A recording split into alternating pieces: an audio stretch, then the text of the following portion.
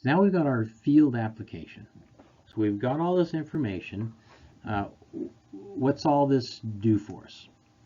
So our 3-inch gate setting, there's our weight of the wet rock and the dry rock. So we've gone to our scale, and we've put our marks on our scale for the 3-inch gate setting at the weight as close as we can, to where those marks are. You can see the yellow indicator and the green indicator. So for the 4-inch gate setting, there we go. We've got our dry aggregate weight of 76.54. We draw a line between those 2 points. Now let's put in our wet weight so we know where that's at. So it's obviously very close, but it's off just a little. That's 78.1. We draw our line there. Let's do our 5-inch gate setting. There we go. And the wet gate setting. Okay, a little bit more variance there, but you look at the lines and they're not 100% straight, but they're pretty darn close. That's very typical, and that's acceptable for for this process.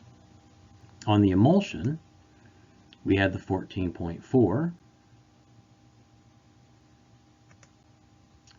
and our desired emulsion content. Now this is a number that you're going to change based off of the mix design.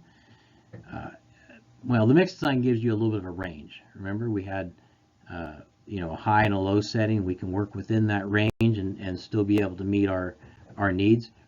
They give a range because the surface and the environment that we're working in is constantly different.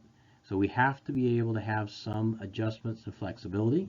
That's where the training from you folks who are attending the ISSA, the knowledge that you're gaining here is going to help you be able to learn about how the machines work, how the chemistry works, and how to make adjustments in the field so we can get the best performance, the best looking material, the best lasting material available to help elevate not only your company, but our industry. So now we've got our 14.4, which is our weight of our emulsion per head pulley count. We want a 15% emulsion content, so that's going to be 96 pounds. So let's draw that line across there. So at 96 pounds, we're going to be at our 15% emulsion content. So if you change that 15% emulsion content, like either you're going to manually make those changes, or if you do it in an Excel spreadsheet, it's pretty cool because you can see where it actually changes and where you need to be gate setting wise. So here we are about halfway between 3/4 and 4 3/4 and 5 inches. So you can, as you're making those adjustments to the emulsion content, you adjust the gate so that we can get that ratio correct.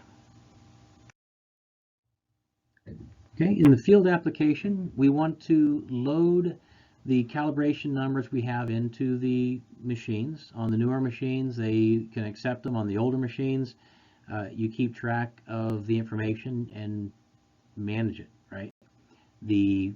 Usually it is the crew foreman keeps a copy of his calibration sheets and keeps tight control over where the gate's set and any changes to the system. On many of these machines, they have lockable calibration settings, so you can key lock the settings in, and whoever has the key controls where those adjustments are. It's just to keep inadvertent changes from happening, so that again, we hold ourselves to the highest quality standards as possible. So here it says if your machine is a newer design, you load the calibration numbers into the computer system.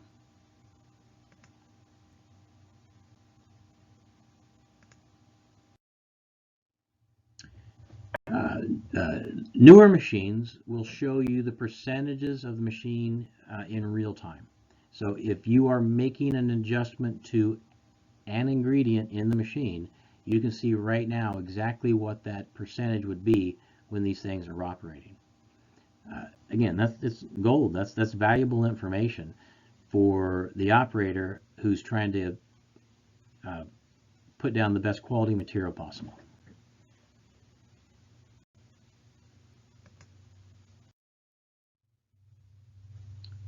So we're going to preset the machine. So to preset the machine, we want to calculate what the flow rates are. So the jack shaft speed is 10 to 15 times faster than the head pulley RPM. 450 jack shaft speed would be 30 RPM of the head pulley. At our calculated 5-inch gate setting, we've got 96 pounds of aggregate for each revolution of the head pulley. That's where we adjusted the gate to the 96 pounds so that we could have the 15% emulsion content. So 96 pounds times 30 head pulley revolutions, because we've got a 450 jack shaft speed on our displays, gives us 2,880 pounds of aggregate per minute. The water is 8.33 pounds per gallon. Unless you're dealing with not in potable water, you've got high mineral content of some sort, which brings up other problems. Typically 8.33 is where you're going to be. 10% water would be 0.10 times the 2,880 pounds per minute of aggregate we're going to get, divided by the 8.33, which is the weight of the water, gives us 34.57 gallons per minute. So the display on the computer systems a lot of times will give you gallons per minute of the water. That's why we want to calculate and understand this number. The additive, and I'm talking additive, I'm talking about aluminum sulfate. So aluminum sulfate is typically 10.8 to 11.3. Again, I understand that different places around the country use different set control additives. So you may be using an MQK, you may be using, Perel, you may be using some other material. You need to know what that additive is and run with it. For this scenario, we're talking about aluminum sulfate. Okay, 0.5% of additive would be 0.005 times the 2,880 pounds divided by the 10.8 pounds per gallon. That's what we're going off of for this scenario here. It gives us 1.33 gallons per minute. Those numbers that we just went through are valuable for you to be able to preset the machine. Once the machine's set and very close, then it's easy to do these adjustments right on the screen. We always want to lay a test strip. So we get out to the job site, we want to just set the machine and to where we want to be, and we just want to lay a little test strip of the material right in the center and just see how the material is going to look. You're going to use your trained eye to see if the material is performing as desired. If not, you're going to make a few subtle changes. You may increase your, because if you're running 0 liquid additive, maybe you need to bump that up just slightly, or maybe you need a little bit more of your fines, your Portland cement, maybe to increase that, or maybe you need to increase your moisture content or decrease the moisture content. So if your moisture content of the aggregate's a little high, maybe you need a little less than what you're putting in. So those are the adjustments that you want to make. And on your test strip, what's kind of nice about that, you lay the material, you've done this pass in the middle, it looks good. If you're laying a slurry, you can probably just go right back over it and start doing your normal pull like you would normally do. If you need to give the material a little bit of time, you can probably move to another spot on your project, get started, and in a very short time you'll be able to just pull back over the material and it disappears. It's no harm, no foul in that. And you've got a good sample of the material on the ground. You know what you're dealing with before you try laying a full pass and realize that you need to make some adjustments.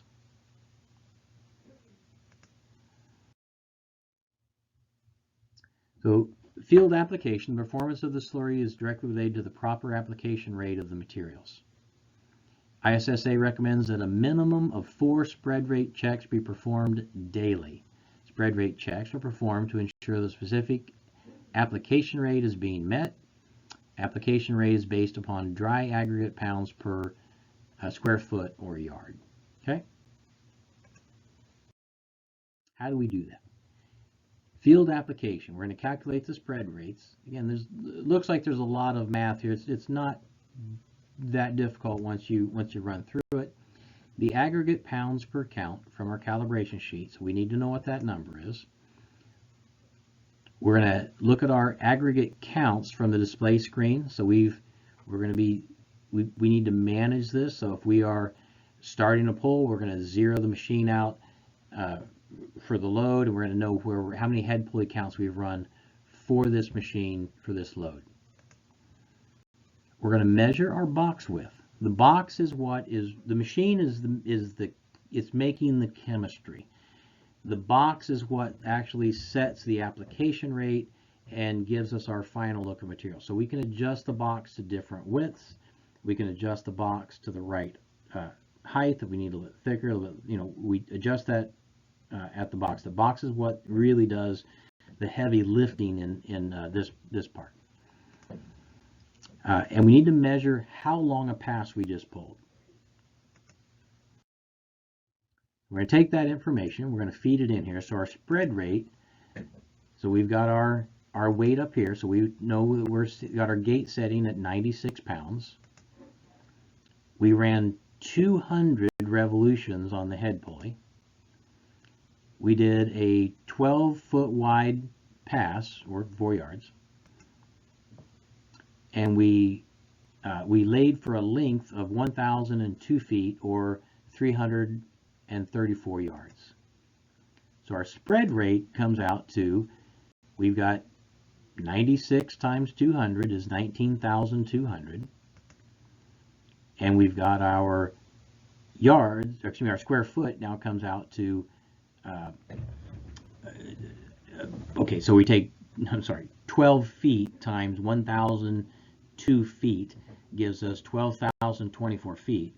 And then we take the 4 yards times the 334 yards will give us the 1,336 yards of the information. So that comes out to 1.59 pounds per square foot, or 14.37 pounds per square yard. So just making the math there. So we take the 19,200 divided by the 1224, or the 19,200 divided by the 1336.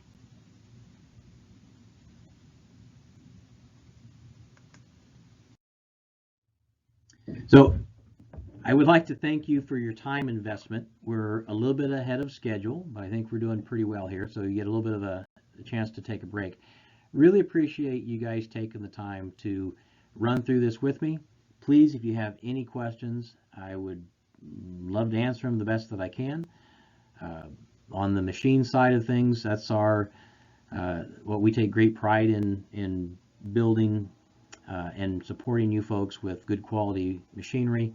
And if there's anything that we can do to help, please let us know. My contact information is on here. Again, I am Randy Tattersall, Director of Operations, Rainer Equipment Systems, that international company. And my email is randy@roadsaver.com.